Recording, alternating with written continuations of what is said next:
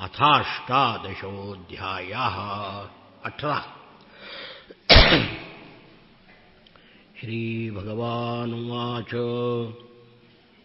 वनं विविक्षु पुत्रेषु भार्यां यस्य सहैव वा वन एव वसेंशान्तस्तृतीयं भागमायुषः.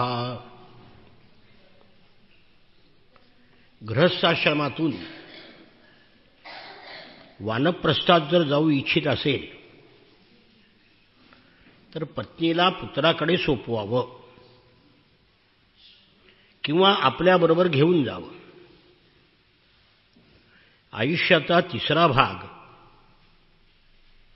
वनामध्ये राहून शांत चित्ताने व्यतीत करावा.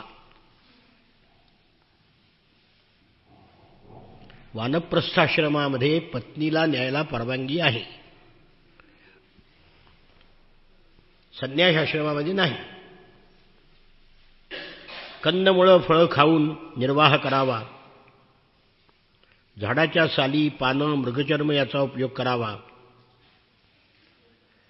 दिवसातून 3 वेळा स्नान करावं. जमिनीवर झोपावं. पाऊस ऊन सहन करावं. उन्हाळ्यामध्ये 4 बाजूला अग्नी पण पेटवावं.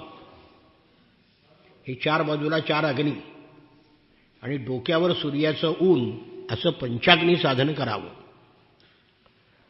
अग्नीमध्ये भाजलेलं अन्न किंवा काळानुसार पिकलेली फळं खाऊन भूक भागवावी. बारीक करण्याची आवश्यकता असेल तर उखळामध्ये घालून किंवा दगडाने ठेचून कुटावं किंवा दाताने चावून खावं. पोट भरण्याकरता सामग्री स्वतःच जमवावी. वानप्रस्थ आश्रमामध्ये चरू म्हणजे यज्ञाचा भात, पुरोडाश, हविषान्न स्वतःच तयार करावं. वेदविहित पशुबलीने माझं यजन करू नये, पशुबली देऊ नये. अग्निहोत्र, दर्शपूर्णिमा, चातुर्मास्य याग वानप्रस्थामध्येही करावे. अशा प्रकारे आचरण करीत कृश झालेला मुनी माझी आराधना करून पहिल्यांदा ऋषिलोकात जातो आणि नंतर माझ्या लोकी येतो. जो मनुष्य अतिशय कष्टाने केलेली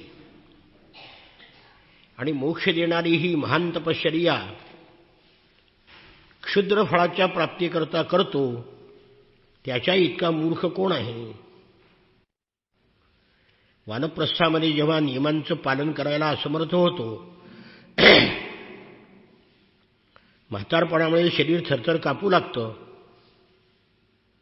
तेव्हा आपलं मन माझ्या ठिकाणी लावून अग्नीत प्रवेश करावा. कर्माचं फळ म्हणून जे लोक प्राप्त होतात ते नरकाप्रमाणे दुःखपूर्ण आहेत. पूर्ण वैराग्य आलं तर संन्यास ग्रहण करावा. ज्याला संन्यास घ्यायचा असेल त्याने शास्त्रानुसार मला उद्देशून यज्ञ करावा. आपल्याजवळ जे आहे ते सगळं ऋत्विजाला देऊन टाकावं. यज्ञाची अग्नी आपल्या प्राणामध्ये विलीन करावी. कसलीही अपेक्षा न ठेवता संन्यास घ्यावा.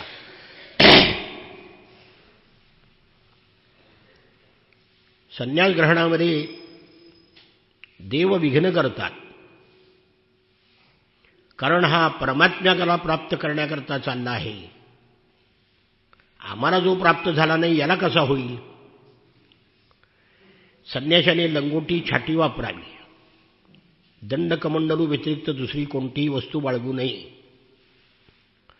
दृष्टिपूतं न्यसेत्पादं वस्त्रपूतं पिबेज्जलं सत्यपूतां वदेत वाचं मनःपूतं समाचरेत. दृष्टीनं पाहून पवित्र ठिकाणी जमिनीवर पाऊल टाकावं. पाणी वस्त्रांनी गाळून प्यावं. सत्यानी पवित्र झालेली वाणी उच्चारावी आणि मनाला पवित्र वाटेल असं आचरण करावं. वाणीचा दंड मौन आहे, शरीराचा दंड काम्यकर्माचा त्याग आहे आणि मनाचा दंड प्राणायाम आहे. हे खरे दंड आहे. केवळ बांबू घेणं हा दंड नव्हे. दंड म्हणजे संयमित. संन्याशांनी निंदित आणि पतित सोडून चारी वर्णाची भिक्षा स्वीकारावी. प्रथम न ठरवता 7 घरातून भिक्षा मागावी. भिक्षेमध्ये जे मिळेल त्यामध्ये संतुष्ट असावं. भिक्षा घेऊन गावाबाहेर जावं. हातपाय धुवून पाण्याने प्रोक्षण करावं. पाणी शिंपडून पवित्र करावी भिक्षा. नंतर भिक्षेचे भाग ज्यांना त्यांना द्यावेत आणि शिल्लक राहिलेलं मौन धारण करून आपण खावं. संन्याशांनी एकट्याने फिरावं. कोठेही आसक्ती ठेवू नये. इंद्रिय ताब्यात ठेवावीत. आत्म्याशीच खेळावं. आत्मस्वरूपामध्ये तन्मय असावं. प्रतिकूल परिस्थितीमध्ये धैर्याने वागावं. सगळीकडे समदृष्टीनं पाहावं. निर्जन पण निर्भय अशा एकांतामध्ये राहावं. हृदय विशुद्ध असावं. स्वतःला माझ्यापासून अभिन्न म्हणजे भिन्न नाही, स्वतः परमात्माच आहे असं समजावं. ज्ञाननिष्ठेनं चित्ताचं बंधन आणि मोक्ष यासंबंधी विचार करावा. विषयभोगासाठी इंद्रियाचं चंचल होणं हे बंधन आहे आणि त्याला नियंत्रणाखाली ठेवणं हाच मोक्ष आहे. म्हणून मन आणि 5ही इंद्रिय जिंकावीत. भोगाचा त्याग करावा. आत्म्यामध्ये परमानंदाचा अनुभव घ्यावा.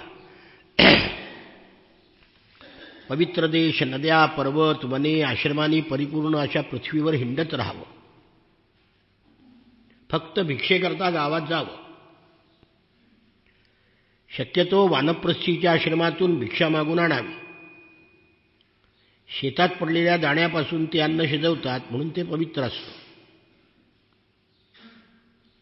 ते खाल्ल्याने चित्त शुद्ध होतं. संन्याशांनी दृश्य जगाला सत्य मानू नये, कारण ते नाश पावतं. कोठेही आसक्ती नसावी. इहलोकी परलोकी काही करण्याची इच्छा बाळगू नये. जग म्हणजे माया आहे असा निश्चय करून त्याग करावा. आत्मस्वरूपामध्ये स्थिर करून कधीही जगाचं स्मरण करू नये. विधिनिषेधाची पर्वा न करता स्वच्छंदपणे वागावं. लहान बालकाप्रमाणे खेळावं. हुशार असूनही मूर्खाप्रमाणे राहावं. विद्वान असूनही वेड्यासारखं बडबडावं. वेदवित्त असून पशुप्रमाणे वागावं. जडभरत, ऋषभदेव यांची आख्यान ऐकली आपण. अलीकडचं उदाहरण द्यायचं जातं गजानन महाराज, खर्डीजी सीताराम महाराज,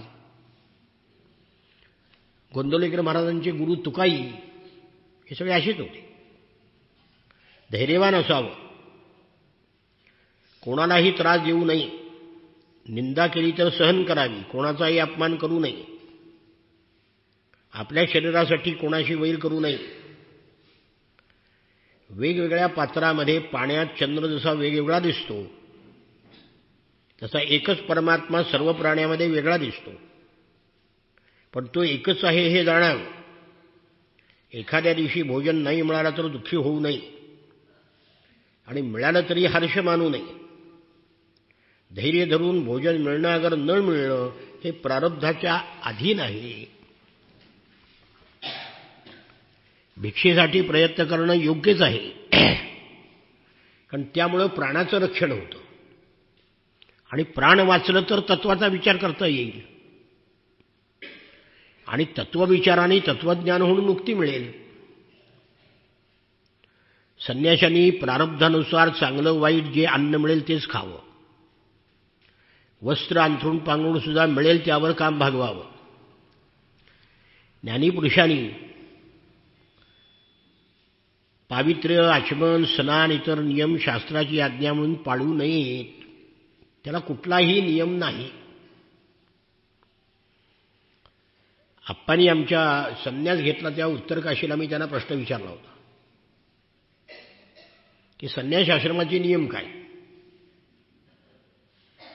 ते म्हणले तर सगळे नियम आहेत, नाहीतर काहीच नाही. एका वाक्यात उत्तर देण्याकरता आमचे आप्पा अतिशय ज्ञानी होते. मनातला संशयच जात होता खंडित. ज्ञानी पुरुष भगवंताला सगळीकडे पाहतो, भेददृष्टी नाहीशी होते. तो जितेंद्रिय आहे, म्हणून त्याने सद्गुरूला शरण जावं. श्रद्धावान गुरुचे दोष न पाहणाऱ्या गुरुभक्त शिष्याला जोपर्यंत ब्रह्मज्ञान होत नाही तोपर्यंत त्याची सेवा करावी. इहलोक आणि परलोक या दोन्ही लोकाला जर त्याच्या वासना नष्ट झालेल्या नसतील तर तो गमावून बसतो. संन्यासाचा मुख्य धर्म शांती अहिंसा. थोडक्यात वानप्रस्थाचा मुख्य धर्म तपश्चर्या तत्वविचार. गृहस्थाश्रमाचा धर्म प्राण्याचे रक्षण यज्ञयाग. आणि ब्रह्मचार्याचा मुख्य धर्म गुरुची सेवा. हे सर्वांनी आश्रमाप्रमाणे वागावे. अनन्यभावानी आपल्या वर्णाश्रम धर्मानुसार माझ्या सेवेमध्ये तत्पर असावं. उद्धवा, सर्व लोकांचा स्वामी परमकल्याणकारक असा ब्रह्म तो भक्तीच्या द्वारे प्राप्त करून घेता येतो. ब्रह्मज्ञान भक्तीनं सुद्धा होतं. अशा प्रकारे जो गृहस्थ आपल्या धर्माचं पालन करून अंतःकरण शुद्ध करून माझं स्वरूप जाणतो तो मला प्राप्त करतो. उद्धवा, मी तुला वर्णाश्रमाचं पालन करण्याचा आचार धर्म सांगितला आहे. जो माझ्या भक्तीनं संपन्न असेल त्याला खात्रीनं मोक्षाची प्राप्ती होते. तेव्हा मोक्षाचे अधिकारी सगळे आहेत. स्त्री वैश्य शूद्र सगळे. गीतेनं 9व्या अध्यायामध्ये म्हटलंय शेवटल्या श्लोकात, स्त्रियो वैश्यास्तथा शूद्रास तेपि यान्ति परांगतिम. तेव्हा अमक्याला अधिकार आहे आणि अमक्याला नाही ही चर्चा व्यर्थ आणि खोटी आहे. सकळासी आहे येथे अधिकार. काय सांगितलंय संतांनी आपल्या? उद्धवा, तू मला जो प्रश्न विचारला त्याचं मी उत्तर दिलेलं आहे. आपापल्या धर्माचं पालन करणारा भक्त मला कसा प्राप्त करतो तेही तुला सांगितलं. एका वाक्यात आपला जो स्वधर्म आहे तो पाळल्यानंतर परमात्मा प्राप्त होतो.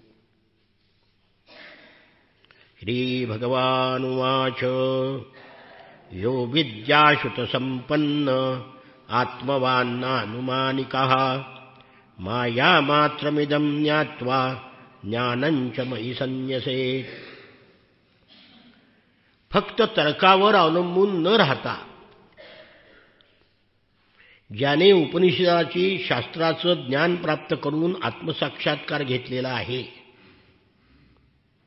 त्याने सुद्धा हे विश्व ही केवळ माझ्यावर भासणारी माया आहे हे जाणून ते ज्ञान सुद्धा सोडून द्यावं. महत्वाचा मुद्दा आहे. तर्काने ज्ञान होत नाही म्हणून शास्त्राने तर्को अप्रतिष्ठा श्रुतयश्च भिन्ना स्मृतयश्च भिन्ना. श्रुती वेगळं सांगते, स्मृती वेगळं सांगते. नैको मुनिर्यस्य वच प्रमाणम. एक मुनी एक सांगतो, दुसरा सांगतो. मग महाजनो येन गतस्स पंथाः. श्रेष्ठ पुरुष ज्या मार्गाने जातात त्या मार्गाने जावं. आपले श्रेष्ठ पुरुष आपले संत ज्ञानोबा तुकाराम ज्या मार्गाने सांगतात त्या मार्गाने जायचं. समाजसुधारक आणि नेते सांगतात त्या मार्गाने जायचं नाही. हे समाज सुधारक नाही आहेत, समाज विघातक आहेत. ज्ञानी पुरुषाचे ध्येय फळ त्याच्या प्राप्तीचे साधन स्वर्ग मोक्ष अमृतवाणीनी मला ओलाचिम्म करा. तेव्हा भगवान म्हणाले, असेच प्रश्न पूर्वी युधिष्ठिराने भीष्मांना विचारले होते. त्यावेळी आम्ही सगळेजण उपस्थित होतो. युद्ध संपल्यावर आप्तेष्टांच्या मृत्यूमुळे धर्मराजा शोकविव्हळ झाला होता. त्यांनी मोक्षाच्या साधनाविषयी प्रश्न विचारला होता. त्यावेळी भीष्मांच्या तोंडून ऐकलेले धर्म मी तुला सांगतो. ते जे ज्ञान आहे भीष्मांनी सांगितलेलं, हे ज्ञान, वैराग्य, विज्ञान, श्रद्धा भक्तीनं परिपूर्ण आहे. भीष्माचार्य क्षत्रिय आहेत, पण त्यांच्यापाशी ज्ञान आहे. तेव्हा ज्ञान फक्त ब्राह्मणापाशीच होतं हा गैरसमज आहे. व्यास कुठं ब्राह्मण आहेत? वाल्मिकी कुठं ब्राह्मण आहेत? गीता सांगणारा कृष्ण कुठं ब्राह्मण आहे? शुकाचार्यांना ब्रह्मोपदेश करणारे जनकराजा कुठं ब्राह्मण आहेत? ज्ञान सगळ्यापाशी होतं आणि आजही सगळ्यापाशी आहे. ज्ञानाचा मक्ता कोणालाही दिलेला नाही. कळलं का? उद्धवा, ज्ञानाने ही जी सगळी 28 तत्व आहेत, त्या सर्वांमध्ये परमात्म तत्व व्यापून राहिले आहे असे पाहिले पाहिजे. तेच परोक्ष ज्ञान आहे. आपण परोक्ष आणि अपरोक्ष विरुद्धार्थाने शब्द वापरतो. परोक्ष म्हणजे परईक्ष, दृष्टीच्या पलीकडचं, आणि अपरोक्ष म्हणजे समोर. आपण काय म्हणतो, माझ्या अपरोक्ष म्हणजे माझ्या मागं काही बोलू नकोस, उलट्या अर्थाने शब्द वापरतो. संस्कृत येत नसल्यामुळे पुष्कळ शब्द आपण अशा उलट अर्थाने वापरतो. अपरोक्ष म्हणजे समोर, अपरईक्ष. तेव्हा जे सर्वांमध्ये आहे ते परोक्ष म्हणजे दृष्टीच्या पलीकडचं ज्ञान आहे. 28 तत्व न पाहता त्यामध्ये व्यापून असलेलं परमात्म तत्व अनुभवणं याला विज्ञान म्हणतात. साक्षात्कार. इथे विज्ञानाचा अर्थ वेगळा आहे. परमात्म तत्व सुरुवातीला आणि शेवटी एकच असते. ते सगळ्या कार्यामध्ये अनस्यूत असते. प्रलय काळ झाल्यावर जे शिल्लक राहतं ते सत. सत म्हणजे अस्तित्व. असं धातूचं सत हे रूप आहे. असं म्हणजे असणे. ज्याचं अस्तित्व कधीही नष्ट होत नाही त्याला सत म्हणतात, आणि तोच परमेश्वर आहे. वेद, इतिहास, अनुमान, प्रत्यक्ष या 4 प्रमाणांनी भेदबुद्धीचं अस्तित्व सिद्ध होत नाही. म्हणून भेदबुद्धीचा विवेकी पुरुष त्याग करतो. भोग नाशवान आहेत. यज्ञामुळे मिळणारी स्वर्गादी ब्रह्मलोकापर्यंतची सुख अमंगल आणि दुःखदायी आहेत. हे जाणावं विवेकी पुरुषांनी. उद्धवा, भक्तियोगाचं स्वरूप तुला मी पूर्वी सांगितलंच आहे. तू ऐकण्याची तुला अतिशय आवड आहे, म्हणून मी तुला पुन्हा माझी भक्ती प्राप्त होण्याचे श्रेष्ठ साधन सांगतो. पुन्हा पुन्हा सांगितलंय.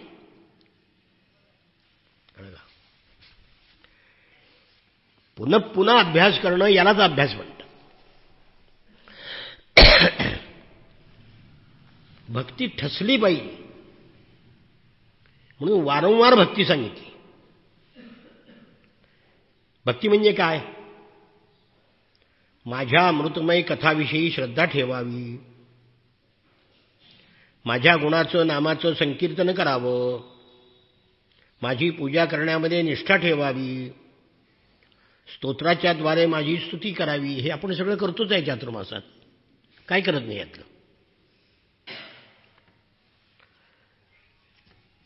माझ्या सेवेमध्ये आदर ठेवावा, मला साष्टांग नमस्कार घालावा, माझ्या भक्ताची पूजा विशेष रीतीने करावी, सर्व प्राण्यामध्ये मला पाहावं, सगळे व्यवहार माझ्यासाठीच करावेत, वाणीनं माझ्या गुणाचं वर्णन करावं, आपलं मन मलाच अर्पण करावं, सर्व कामना सोडून द्याव्यात, धन भोग सुखाचा माझ्यासाठी त्याग करावा, यज्ञ दान हवन तप जप व्रत सगळं माझ्याकरताच करावं. या धर्माचं पालन करून जे लोक मला समर्पित होतात त्यांच्या हृदयामध्ये भक्तीचा उदय होतो. आणि भक्तीचा उदय झाल्यावर आणखी काय मिळायचं शिल्लक राहिलं. धर्माचे अशा प्रकारे पालन करण्याने चित्तामध्ये सत्वगुणाची वाढ होते, चित्त शांत होतं, आत्मचिंतन करू लागतं. मग भक्ताला धर्म ज्ञान वैराग्य ऐश्वर्य आपोआप प्राप्त होतं. तेच मन जेव्हा इंद्रियासह इकडे तिकडे भरकटायला लागतं, विषयामध्ये गुंततं, तेव्हा ते विषयाकडे धावतं आणि परमात्म्याशी लावलं तर परमात्म्याकडे जातं. उद्धवा, ज्याच्यामुळे माझी भक्ती उत्पन्न होते तो धर्म होय. काय सुंदर व्याख्या आहे. धर्मो मद्भक्तिकृत प्रोक्तो ज्ञानम चैकात्म्यदर्शनम गुणेष्वसंगो वैराग्यम ऐश्वर्यम चाणिमादयः. ज्याच्यामुळे भक्ती निर्माण होते तो धर्म, ब्रह्म आणि आत्मा याचा साक्षात्कार होतो ते ज्ञान, विषयापासून अलिप्त राहणं म्हणजे वैराग्य, आणि अणिमा लघेमा सगळ्या सिद्धी म्हणजे ऐश्वर्य. एकेका वाक्यात उत्तर आहेत का नाही? अगदी टू द पॉइंट ज्याला म्हणतात, एकेका वाक्यात. उद्धवाने विचारलं, देवा शम म्हणजे काय, दम म्हणजे काय, तितिक्षा म्हणजे काय, धैर्य म्हणजे काय, ही सगळी यादीच केली. मग कृष्णाने प्रत्येकाचं व्याख्या सांगितली. अहिंसा, सत्य, चोरी न करणं, आसक्ती नसणं, लज्जा, असंग्रह, आस्तिकता, ब्रह्म, मौन, स्थिरता, क्षमा, अभय, याला म्हणायचं यम. आपल्याला यम तोच माहिती आहे, फक्त प्राणहरण करणारा. हे सगळे यम आहेत. नंतर अंतशुद्धी, बहिशुद्धी, जप तप हवन, श्रद्धा, अतिथीसेवा, माझं पूजन, तीर्थयात्रा, परोपकार, संतोष, गुरुसेवा, हे नियम 12 आहेत दोन्ही. याचे जे पालन करतात त्यांना त्यांच्या इच्छेनुसार फळं मिळतात. बुद्धी माझ्या ठाई स्थिर करणं म्हणजे शम, इंद्रियावर संयम ठेवणं म्हणजे दम, दुःख सहन करण्याची शक्यता म्हणजे पात्रता, दुःख सहन करणं म्हणजे तितिक्षा, जीभ आणि जननेंद्रिय यांच्यावर विजय मिळवणं म्हणजे धैर्य, सर्वांना अभय देणं हे दान, कामनांचा त्याग म्हणजे तप, वासनावर विजय मिळवणं म्हणजे शूरता, समदर्शन म्हणजे सत्य, मधुर भाषणाला ऋत म्हणतात, कर्मामध्ये आसक्त न होणं म्हणजे पावित्र्य, कामनांचा त्याग म्हणजे संन्यास, धर्म म्हणजे कल्याणकारी धन, मी परमेश्वर असं मानणं म्हणजे यज्ञ, ज्ञानाचा उपदेश करणं म्हणजे दक्षिणा, प्राणायाम म्हणजे बळ, ऐश्वर्य म्हणजे भग, आणि माझी भक्ती हा उत्तम लाभ, जिच्यामुळे ब्रह्म आणि आत्मा यातला भेद नाहीसा होतो ती विद्या, पाप करण्याची घृणा वाटणं, तिटकारा म्हणजे लज्जा, निरपेक्षता इत्यादी गुण म्हणजे श्री. सुखदुःखाच्या पलीकडे जाणं म्हणजे सुख. विषयाची कामना हेच दुःख. बंधन व मोक्षाचे तत्व जाणणे हेच पांडित्य. शरीर इत्यादींना मी मानणारा तो मूर्ख. माझी प्राप्ती करून देतो तो धर्म, तो मार्ग. चित्ताची बहिर्मुखता म्हणजे मन बाहेरच्या विषयाकडे जाणं म्हणजे कुमार्ग. सत्वगुणाची वृद्धी म्हणजे स्वर्ग. तमोगुणाची वृद्धी म्हणजे नरक. गुरु म्हणजे खरा बंधू, तो मी आहे. मनुष्य शरीर हे घर. आणि जो गुणांनी संपन्न आहे तो धनवान. जो असंतुष्ट आहे तो दरिद्री. इंद्रिय ताब्यात नाहीत तो कृपण.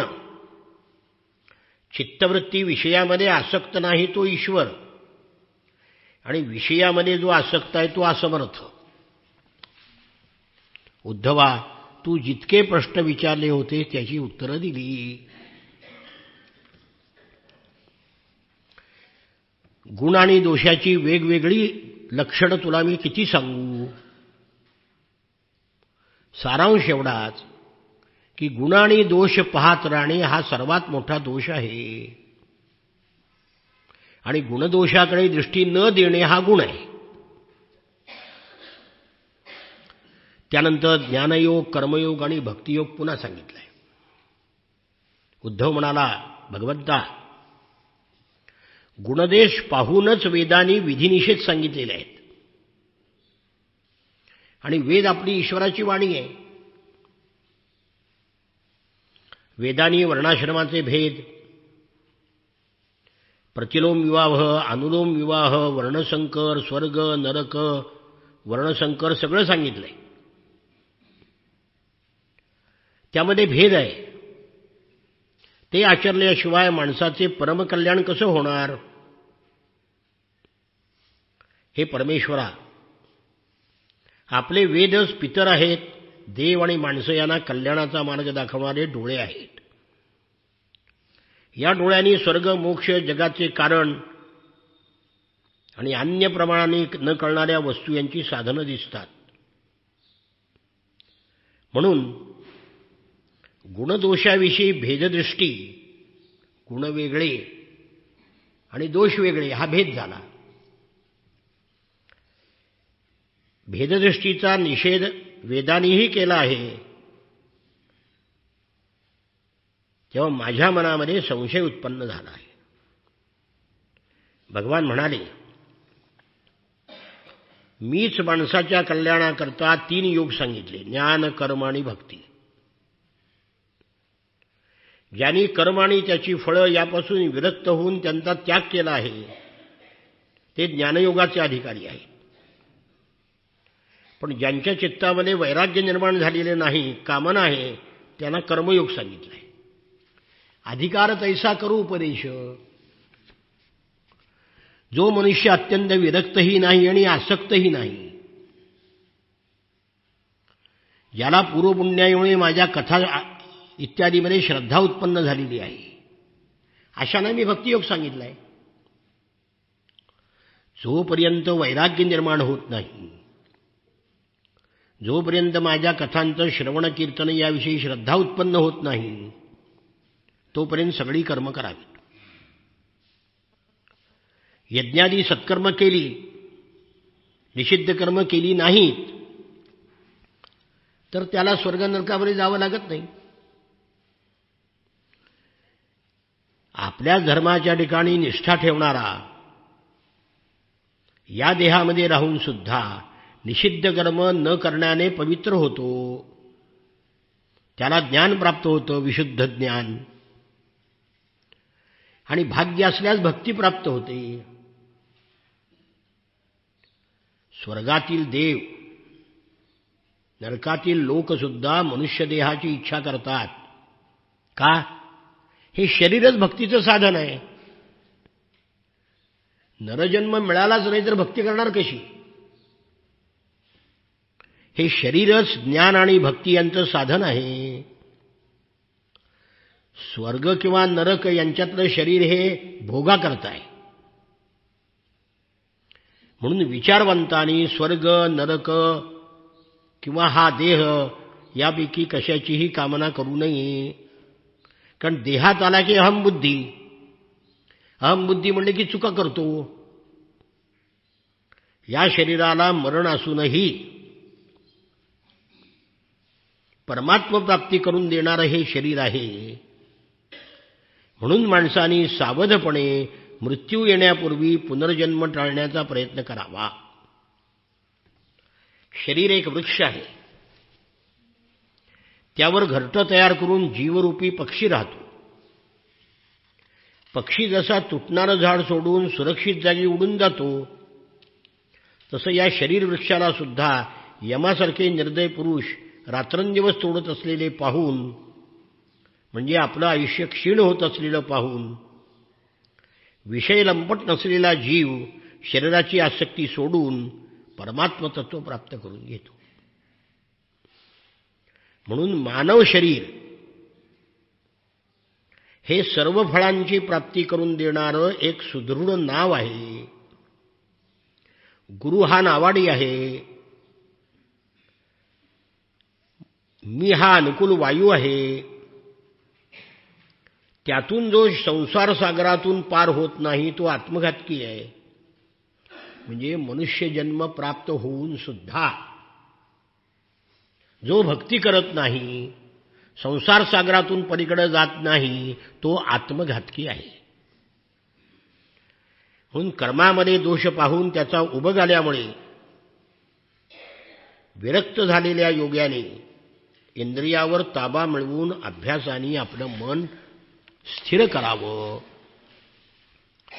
ते भटकू लागलं तर त्याची समजूत घालून त्याला ताब्यात आणावं. मनाच्या हालचालीकडे दुर्लक्ष करू नये. बुद्धीनं आपल्या ताब्यात ठेवावं. कसं? घोडेस्वार जसा घोड्याच्या कलानी घेऊन त्याला आपल्या इच्छेप्रमाणे चालवतो, तसं मनाचा भाव जाणून त्याला आपल्यात ठेवणं हा खरा मार्ग आहे. सांख्यशास्त्रामध्ये जो क्रम सांगितला आहे आणि ज्या क्रमाने त्या प्रकृतीमध्ये लय सांगितलेला आहे, त्याचं मन स्थिर होईतोपर्यंत सतत चिंतन करावं. म्हणजे भगवंताचं. जो मनुष्य विषयाचा उबग आल्याने संसारातून विरक्त झाला आहे, गुरुचा उद्देश जाणून आत्मस्वरूपाच्या चिंतनात मग्न राहतो, त्याचं मन चंचलता सोडून देतं.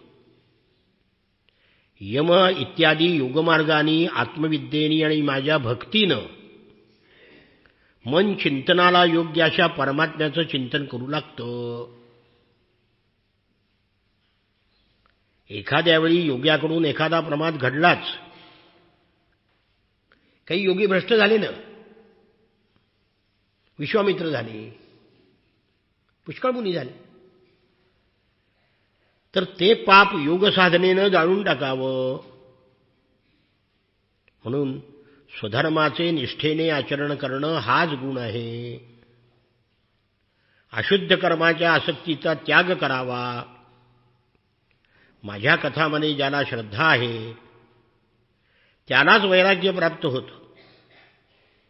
सर्व विषय दुःखरूप आहेत हे माहीत आहे, पण सोडू शकत नाही. त्यांनी माझं भजन करावं. विषय सेवन करताना ते दुःख देणारे आहेत असं मानून दोष पाहावे. अशा प्रकारे उद्धवा, भक्तियोगाने निरंतर माझं भजन करण्याने मी साधकाच्या हृदयामध्ये येऊन बसतो आणि मग त्याच्या वासना नष्ट होतात. मग त्याला साक्षात्कार होतो, त्याचं अज्ञान दूर होतं, त्याच्या कर्मवासना क्षीण होतात. मग योगी भक्तीनं युक्त झाला म्हणजे माझ्या चिंतनामध्ये मग्न राहतो. ज्ञान किंवा वैराग्य नसले तरी भक्तीनं इहलोकी त्याचं कल्याण होतं. कर्म, तपश्चर्या, ज्ञान, वैराग्य, योगाभ्यास, दानधर्म हे ज्या ज्या कल्याणाने प्राप्त होतं साधनाने, ते सगळं भक्तियोगाने प्राप्त होतं. ज्याची इच्छा करतो ते सगळं प्राप्त होतं भक्तीनं. पण माझे भक्त कशाचीही इच्छा करीत नाहीत. संतांनी काही मागितलं का? मी त्यांना कैवल्य आणि पुनर्जन्माचा अभाव जरी देऊ केला तरी ते घेत नाहीत. न लगे मुक्ती धनसंपदा. कशाचीही अपेक्षा न करणं महत्वाचं. याला श्रेष्ठ निःश्रेयस म्हणतात. अभ्युदय आणि निःश्रेयस दोन शब्द आहेत. अभ्युदय म्हणजे इहलोकातलं ऐश्वर्य कल्याण, आणि निःश्रेयस म्हणजे पारलौकिक कल्याण. म्हणून कशाचीही अपेक्षा न करणं याला निःश्रेयस म्हणतात. ज्याला कोणतीही कामना नाही, अपेक्षा नाही, त्यांनीच माझ्या ठिकाणी भक्ती निर्माण होते. बुद्धीच्याही पलीकडे असलेल्या परमात्मत्वाला जे प्राप्त झाले आहे, त्या माझ्या समदर्शी महात्म्यांचा आणि अनन्यप्रेमी भक्तांचा विधिनिषेधाद्वारे होणाऱ्या पुण्यापाशी काही संबंध नसतो. अशा प्रकारे उद्धवा, मी सांगितलेल्या या ज्ञान, भक्ती आणि कर्ममार्गाचा आश्रय जे घेतात ते माझ्या धामाला प्राप्त होतात. त्यांनी परमब्रह्मतत्व जाणलेलं असतं. पुढच्या अध्यायामध्ये गुण काय आणि दोष काय याची चर्चा केली. श्री भगवान उवाच येतान्मत्पतो हित्वा भक्तिज्ञान क्रियात्मकान् क्षुद्रान् कामांश्चलै प्राणैर्व्युषन्तः संसरन्ति ते. भक्ती, ज्ञान आणि कर्म हे तीन माझ्या प्राप्तीचे मार्ग. ते सोडून चंचल इंद्रियाच्या द्वारे क्षुद्र भोग जे भोगत राहतात ते जन्ममरणाच्या चक्रात फिरतात. पुनरपि जननम पुनरपि मरणम. आपापल्या अधिकारानुसार धर्माच्या ठिकाणी दृढनिष्ठा ठेवणं याला गुण म्हटलंय. आणि धर्माविरुद्ध वागणं हा दोष आहे. सर्व वस्तू सारख्या असल्या तरी त्याच्यामध्ये भेद असतात. शुभ अशुभ, शुद्ध अशुद्ध, योग्य अयोग्य, असं प्रत्येक वस्तूत आहे. धर्मानुसार कर्म करणाऱ्यासाठी, व्यवहारासाठी आणि शरीर निर्वाहासाठी हा आचार सांगितलेला आहे. आत्मा एक आहे पण बाकी विश्व वेगवेगळं आहे. म्हणून उद्धवा, सर्वांचे देह जरी समान असले तरी वेदाने त्यांची नावं रूपं वेगवेगळी सांगितली आहेत आणि त्यांच्या नामरूपानुसार आचरण सांगितलेलं आहे. प्रत्येकातलं गुणदोषाचं विधान सांगितलेलं आहे. सर्व जग समान आहे हे थोतांड आहे. जग विषम आहे. एका आईच्या पोटी जन्माला आलेली दोन मुलं सुद्धा सारखी नसतात. त्या समता हे आधुनिक विचारवंतांनी निर्माण केलेलं थोतांड आहे. समता फक्त जो ब्रह्मज्ञानी आहे त्याला जग समान आहे. तुम्हाला आम्हाला जग विषम आहे. अहो, बायको ती बायको आहे, आई ती आईच आहे, बहीण ती बहीणच आहे, का समान आहे? मुलगा तो मुलगाच आहे, मुलगी ती मुलगीच आहे. राजा तो राजा आहे, प्रजा ती प्रजा आहे. समान काय? ह्या समाजवादी बुद्धिवादी विचारवंतांनी आपला गेली 200 वर्ष इंग्रजाच्या राज्यापासून बुद्धिभ्रम केलाय. खोटं सांगितलंय सगळं. ते आता कळायला लागलं हळूहळू. त्या उद्धवा, आता देश पवित्र कोणता? ज्या देशामध्ये काळवीट नसतील, जेथील लोक ब्राह्मण भक्त नसतील, तो देश अपवित्र आहे. इथं ब्राह्मण म्हणजे वेदाध्ययन करणारा, आचरणाने शुद्ध, जातीचा ब्राह्मण नाही. तरी जेथे संतपुरुष राहतात तेवढा भाग सोडून अंग वंग कलिंग इत्यादी देश अपवित्र होत. तसंच असंस्कृत लोक राहत असलेला आणि रेताड प्रदेश अपवित्र आहे. जेव्हा कर्म करायला योग्य अशी सामग्री मिळूनही कर्म होऊ शकेल ती वेळ चांगली. सामग्री न मिळाल्यामुळे अन्य कारणाने कर्म होऊ शकत नाही, तो काळ वाईट. विषय काय चाललाय? चांगलं काय आणि वाईट काय, शुभ काय आणि अशुभ काय. पदार्थाची शुद्धी अशुद्धी द्रव्य वचन संस्कार काल अधिकपणा कमीपणा यामुळे होते. शक्ती आणि असमर्थता बुद्धी आणि वैभव यानुसार दोष उत्पन्न होतात. त्यांचा ठिकाण आणि अवस्था पाहून विचार करावा लागतो. उदाहरणार्थ, धान्य लाकूड हाडे सूत रस सोने पारा इत्यादी तेजस्वी पदार्थ, चामडे घडा मातीच्या बनवलेल्या वस्तू या कशा शुद्ध होतात? आपोआप हवा लागल्याने, आगीत जाळल्याने, मातीत घासल्याने, पाण्यात धुतल्याने या पदार्थांची शुद्धी होते. कळलं? एखाद्या वस्तूला अशुद्ध पदार्थ चिकटला तर ज्या कृतीने त्या पदार्थाचा वास किंवा लेप जाईल आणि ती वस्तू पूर्वीप्रमाणे होईल तेव्हा ती शुद्ध समजावी. स्नान दान तपश्चर्या वय सामर्थ्य संस्कार कर्म आणि भगवंताचं स्मरण केल्याने चित्ताची शुद्धी होते. याद्वारा शुद्ध होऊन ब्राह्मण क्षत्रिय वैश्य यांनी आपल्या विहित कर्माचं आचरण करावं. गुरुमुखाने ऐकून योग्य तऱ्हेने जाणून घेतल्याने मंत्र शुद्ध केव्हा होतो? गुरुमुखातून शिकल्यावर.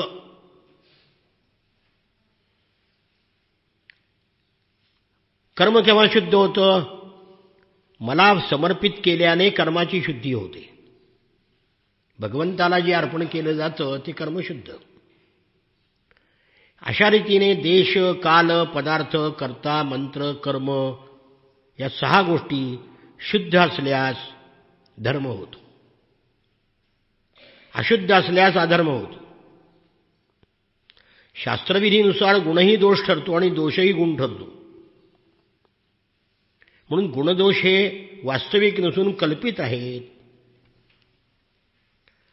सुरापानासारखे कर्म पापजनक असले, दारू पिणं पातक आहे, पण पतितासाठी पातक ठरत नाही.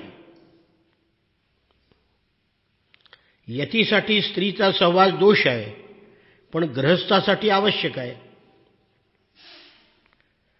असं आहे, जे जमिनीवर झोपले आहेत ते पडणार कुठून?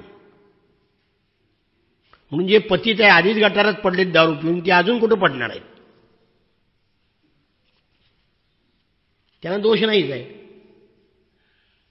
ज्या ज्या पदार्थापासून मनुष्याचं चित्त निवृत्त होतं त्या त्या वस्तूच्या बंधनामध्ये तो मुक्त होतो. म्हणून निवृत्तीरूप धर्म परमकल्याणाचे साधन आहे, कारण तो शोकमोह भय नाहीसा करणार आहे. विषयावर गुणांचा आरोप करण्याने विषयाबद्दल आसक्ती उत्पन्न होते आसक्ती झाली की इच्छा निर्माण होते आणि इच्छेमध्ये बाधा झाली की कलह होऊ लागतो. ध्यायतो विषयान पुंसाद आहे नाही दुसऱ्या अध्यायात तेच आहे. कलहामुळे सहन होणार नाही एवढा क्रोध उत्पन्न होतो. क्रोधामुळे अज्ञान, अज्ञानामुळे मनुष्याचा कार्याचा निर्णय करण्याची शक्ती, आणि ती निर्माण झाल्यावर मूर्छा आलेल्या किंवा मेलेल्याप्रमाणे त्याची अवस्था होते आणि स्वार्थाला मुकतो. विषयाचे चिंतन करता करता तो स्वतःला ओळखत नाही की दुसऱ्याला ओळखत नाही. त्याचं जीवन वृक्षाप्रमाणे ज्ञानशून्य आणि त्याचं शरीर लोहाराच्या भात्याप्रमाणे नुसता श्वास चालू आहे एवढंच. लहान मुलाला औषध आवडावे म्हणून प्रलोभन दाखवतात. तसं वेदामध्ये सांगितलेली फलश्रुती ही कल्याणकारक नाही, पण आवड निर्माण होण्याकरता लहान मुलाला खाद्यपदार्थ द्यावा तसा आहे. मनुष्याची मनं जन्मतः स्वतःचं अकल्याण करणाऱ्या विषय इंद्रिय आपतिष्टामध्ये आसक्त असतात. आपलं पूर्ण कल्याण न जाणणाऱ्या व देवादी येनुरूप पापमार्गात भटकणाऱ्या किंवा अधिक पाप करून वृक्षपाषाणादी योनीत जाणाऱ्या माणसाला वेद त्याच विषयामध्ये कसा प्रवृत्त करेल. म्हणून अज्ञानी लोक वेदाचा अभिप्राय समजून न घेता फलश्रुतीला भाळतात. यज्ञ वगैरे कर्माला भुलतात. मग त्यांना देवलोक पितृलोक प्राप्त होतो, आत्मज्ञान होत नाही. कर्माची प्रशंसा करून त्यायोगे इंद्रियांना तृप्त करणारे लोक परमात्म्यापासून हे विश्व उत्पन्न झाले आहे त्या हृदयामध्ये विराजमान असलेल्या मला पाहत नाही, कारण आंधळ्याला जवळच दिसत नाही. हिंसेची आवड असेल तर फक्त यज्ञासाठी हिंसा करा असं वेदांनी सांगितलेलं आहे. उठसूट हिंसा करा म्हटलेलं नाही. पण हे लक्षात न घेता विषयरूप दुष्ट लोक हिंसेच्या खेळामध्ये पशूंना मारतात. यज्ञ करतात कशाला? यज्ञामध्ये मांस खाता येतं म्हणून. आणि मग त्यांना ज्ञान होतं नाही. सत्व रज तमोगुणी लोक इंद्रादी देवताची उपासना करतात, तशी माझी करत नाहीत. कारण त्यांची उपासना केल्यावर त्यांना प्राप्त होतं सगळं पाहिजे ते. म्हणून मी विषयी लोकांना, घमंडखोर अहंकारी लोकांना आवडत नाही. उद्धवा, कर्मकांड, उपासनाकांड, ज्ञानकांड अशी 3 कांड असणारा वेद ब्रह्म आणि आत्मा यांची एकता सांगतात. ऋषीसुद्धा तेच सांगतात. वेदांना शब्दब्रह्म म्हणतात. त्यांचं रहस्य समजणं अतिशय कठीण आहे. ते समुद्राप्रमाणे सीमा नसलेले आहेत. ब्रह्मस्वरूप असा वेदाचा मीच विस्तार केला आहे. कोळी कीटक आपल्या तोंडातून तंतू बाहेर काढतो आणि त्याप्रमाणे अमृतमय वेदमय प्रभू मनाला निमित्त करून पहिल्यांदा ओंकार काढतो. त्या वाणीतून मग सगळी व्यंजनं, स्वर, क पासून म पर्यंत व्यंजनं, अ पासून औ पर्यंत स्वर, उष्म म्हणजे श, श, स, ह, 2 शचा उच्चार बहुतेकांना येत नाही, 99% लोकांना. श शामृगाचा आणि श षटकोनाचा. श ओष्ठ्य, ओठातून आहे. श तालव्य, टाळूला लावायचा. श, श, स, पुन्हा दंत्य. उच्चार वेदवेत्या ब्राह्मणाचे सगळ्यात चांगले, शुद्ध, कारण ते गुरुमुखातून शिकलेले असतात. म्हणून आम्ही सुद्धा संस्कृत शिकलोय, पण गुरुकुलात शिकलो नाहीत. म्हणून आमचे उच्चार सुद्धा वेदोक्त ब्राह्मणापेक्षा कमी प्रतीचे आहेत. संस्कृत आम्हाला येतं, पण आमचे उच्चार वेदवेत्या ब्राह्मणा इतके शुद्ध नाहीत. ते गुरुमुखातूनच घ्यावं लागतं, मागच म्हणावं लागतं तरच येतं. अशा प्रकारे शब्दातून परब्रह्म निर्माण झालं, त्याला शब्दब्रह्म म्हणतात. त्यातून छंद निर्माण झाले.